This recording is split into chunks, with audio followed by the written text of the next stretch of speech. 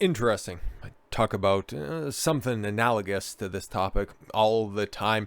The fact that women are more liberated, have more access to everything. I'm talking about the Western world. The rest of it, I don't really know all that much and don't really care that much. All I know is they seem happy, but at least the broads that are over here in the West, they continue to get more rights, more freedoms, all of the privileges afforded to anybody that they could ever want.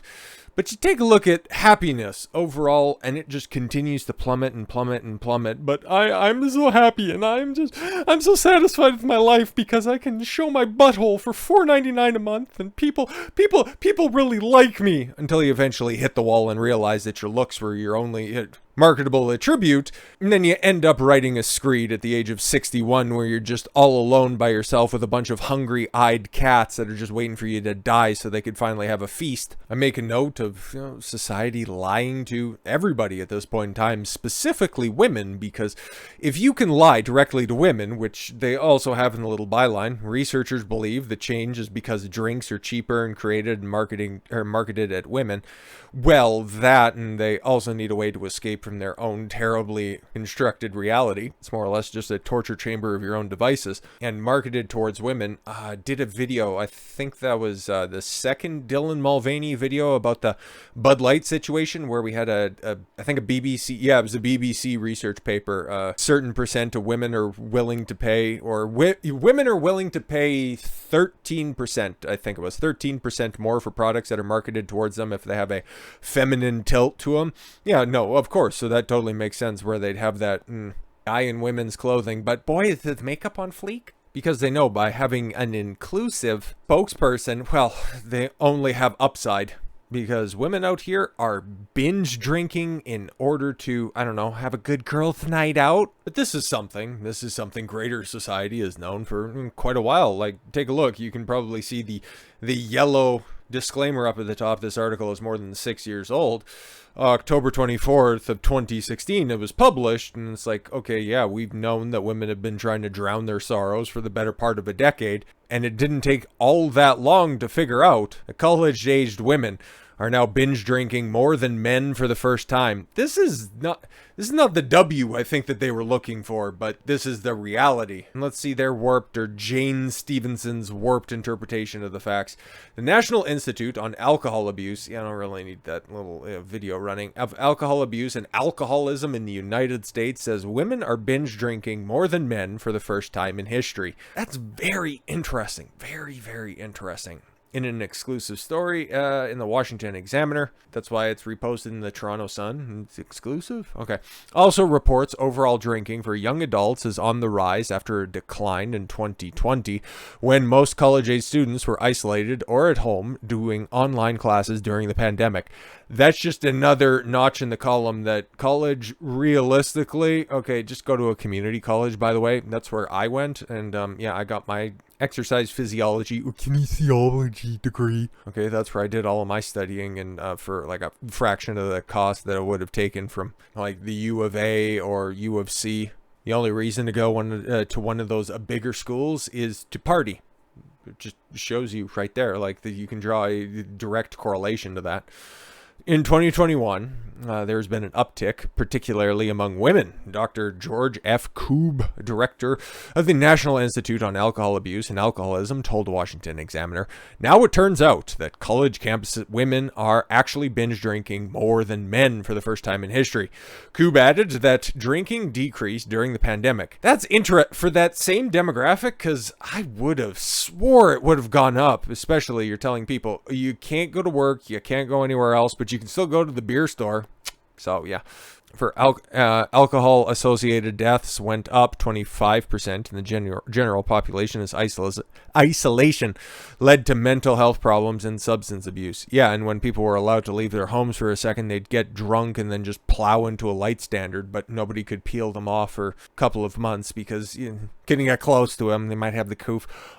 He said now that everything is open and there's an uptick happening. All right, so the women that decided to delve deeper into vice decided to continue to delve deeper into vice because it feels good and it's fantastic, and women are constantly searching for the homeostatic point of bliss.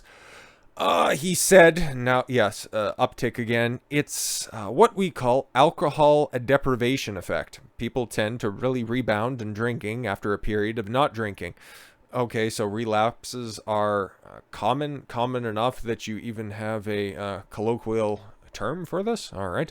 We are a little concerned that the spring and spring break is going to be a return to a good amount of binge drinking. This from this said that it was published this year, but okay.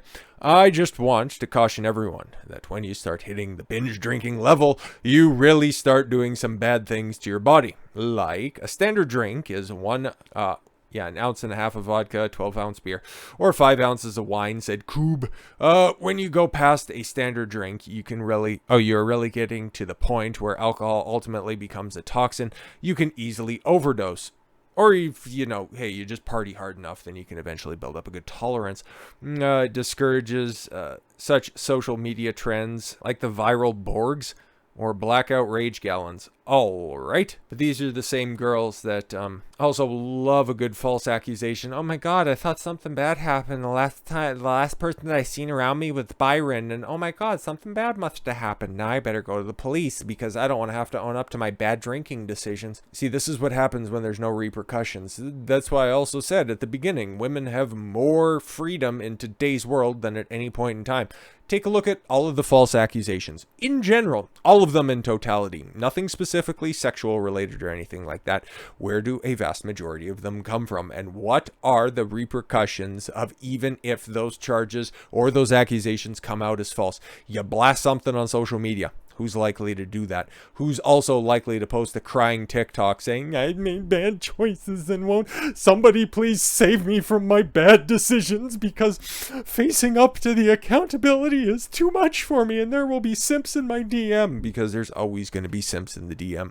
Even if you know that what you're doing is wrong, you know that you can just go ahead, pull up your phone, scroll through, and whoever's the most attractive for the night will buy your drinks for you. It's a tale as old as time, and now it's just been taken to another level because access to the simp has never been easier, and the guys have never been thirsty because your average guy, your normal workaday guy that is around every single corner, packing every single bar, not the VIP section that you're trying to get into, but the guys that are just in Gen Pop that are more than willing to tell you how beautiful you are and make sure that your drinks are always going to be filled up out there. You will take advantage of them if you can't get into those sections and you can't leverage your sexiness or your perceived level of sexiness. And when it's all said and done, just run a rug pull on the other guy who doesn't want to take you seriously in the morning. You know that you were opining for the 8s and 9s that were in the club, but you ended up settling with a 6 or a 7, and if things didn't go the way that you wanted,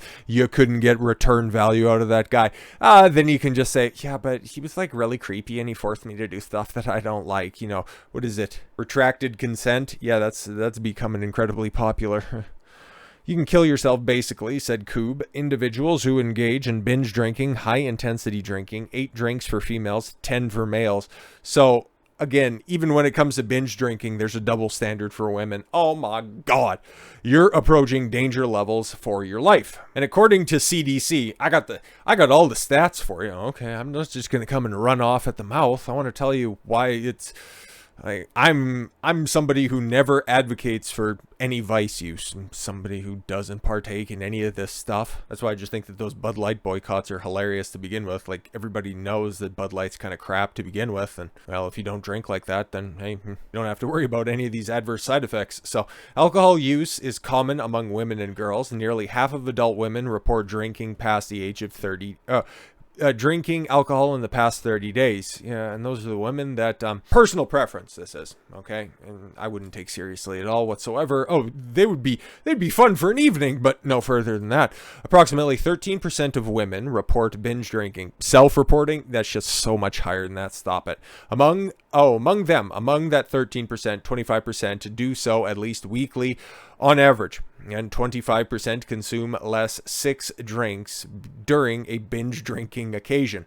Almost 18% of women of childbearing age, binge drink. 18 to 44? Yo, what professional piano mover is dropping out of there at 44? Holy.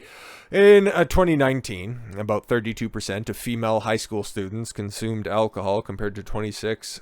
I'm just kind of glossing over these numbers, but that's staggeringly high. 32%. So a third of high school girls are drinking, but a quarter of guys. That's wild. Okay, binge drinking was also more common among females, 15 and 13% for males in high school. In 2020, 9% of women overall and 17% of girls aged 18 to 25 had an alcohol use disorder. Sorry, what? 9% of women. So let's just, for ease of math statistics, 1 in 10 women have an alcohol disorder, and then it jumps up to 17% in the prime demographic age. Yeah, these trends aren't good, because you even seen the change just from 2016 to 2023. I don't know. I cannot see, outside of, well, just have a good time and just drink socially.